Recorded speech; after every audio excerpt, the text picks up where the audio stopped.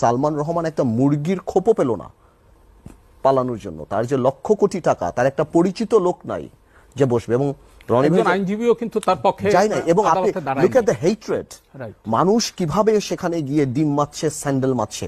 ওনার সন্তানরা এগুলি দেখছে না যে আমার এই কি লাভ, আমার এখন মেফেয়ারে বসে হাওয়ানা চুরুট খেয়ে, যে আমার বাবার এই অবস্থা বা আমার মার এই অবস্থা, আমার চাচের অবস্থা। কোর্টে বমি করে দিয়েছে ভয়। হ্যাঁ, এক্স্যাক্টলি।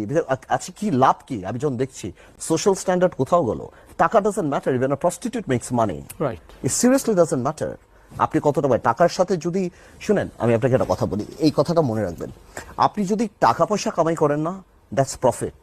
আপনি যখন অনেক বেশি সম্পত্তি করবেন, লাভ হবে, দ্যাটস গ্রোথ। ওর মধ্যে যখন মোরালিটি থাকবে, that's success, that is success.